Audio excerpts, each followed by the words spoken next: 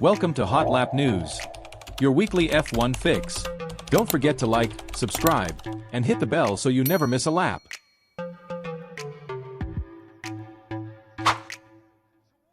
While a silver arrow soared low over Montreal, reigniting the hopes of a sleeping giant, a red machine struggled, exposing not just a lack of performance, but deep cracks in its new team dynamics. Friday in Canada gave us the perfect snapshot of the 2025 season. On one side, a resurging Mercedes. On the other, a Ferrari in public crisis. And at the center of it all, Lewis Hamilton speaks out, revealing the power struggle he's facing behind closed doors at Maranello. Hey everyone, welcome back to Hot Lap News. And what a dramatic Friday we had in Canada. Today, we're diving deep into the two sides of the coin. Mercedes' optimism, with George Russell topping the day, but not without a scare in the steward's room. And on the flip side, Ferrari's chaos with crashes, lack of pace, and most tellingly, Lewis Hamilton's cryptic comments about his relationship with the engineers. For Ferrari, the weekend couldn't have started worse. In free practice 1, Charles Leclerc locked up into turn 3, slid across the grass, and had no way to avoid the barrier. The impact on the front left of the SF25 was enough for the team to confirm the worst-case scenario. The chassis had to be replaced. As a result, Leclerc missed the rest of FP1 and sat out the entire FP2 session, the most crucial one for race and qualifying simulations. He'll go into Saturday almost blind. To make matters worse, Hamilton's car on track had zero pace.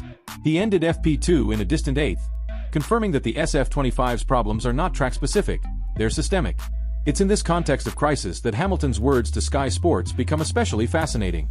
Publicly, he maintains a champion's posture, saying, "I don't feel like I'm desperate for a good result.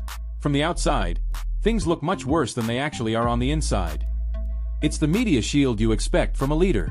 But then he opens a window into what's really going on at Maranello. Hamilton revealed there's a real culture clash between him and his new engineers. He said, and I quote, "The way they set up the car compared to any other year I've been in F1 is completely different." He continues, "I have discussions with the engineers to change things. They have a certain way they like to work, and I say, hold on a second, this actually doesn't make sense. This is what I've done for the last 18 years, and it's worked in most of them." That, my friends, is a bombshell. He's not talking about fine-tuning a setup. He's describing a philosophical conflict. On one side, Ferrari's established methodology. On the other, the empirical experience of a 7-time world champion who is essentially saying the team's processes are wrong. It confirms all the theories about his difficult adaptation and the battle to have his voice heard. Hamilton isn't just fighting the clock, he's fighting the inertia of Maranello. Meanwhile, on the other side of the spectrum, Mercedes had its best day of the year. The circuit Gilles-Villeneuve seemed tailor-made for the W15. The cooler temperatures, long straights, and heavy braking zones minimized its weaknesses and played to its strengths. The result? In FP2, George Russell set the fastest time, placing Mercedes as a real, and surprising, contender not just for a podium, but possibly for pole position. It was a glimpse of the team's former dominance, a breath of hope for a team that struggled in recent years. But Mercedes didn't escape the day without a scare. After the session, Russell was summoned to the steward's office. The reason? A breach of the event notes. Item 17.3 in the Canadian GP notes is clear. Any driver who misses turn 13 and crosses to the left of the orange curb must stay completely left of the orange line in the runoff area and only rejoin the track at the very end of that area.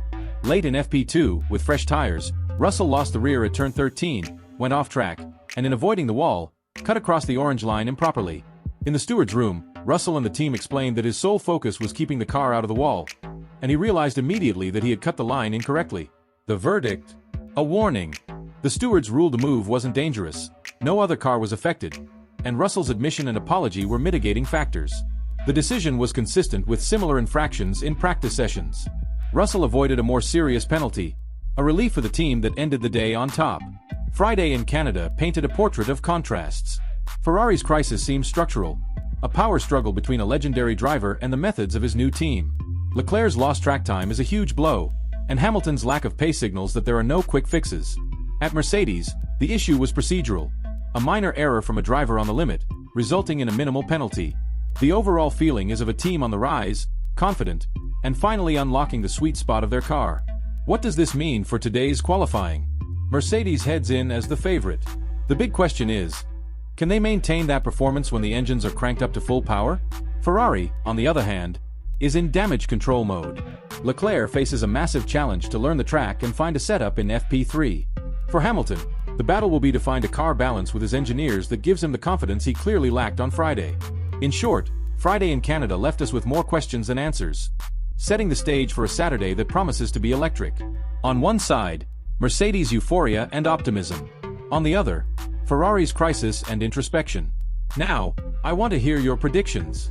Do you think Mercedes will confirm their status as favorites and fight for pole position? And will Ferrari manage to recover from Friday's chaos? Or will we see Hamilton and Leclerc struggling to make it into Q3? Drop your takes and predictions in the comments. If you enjoyed this in-depth breakdown of the day in Montreal, don't forget to like the video, subscribe to the channel, and hit the bell so you don't miss any updates. Thanks for watching, and see you next time.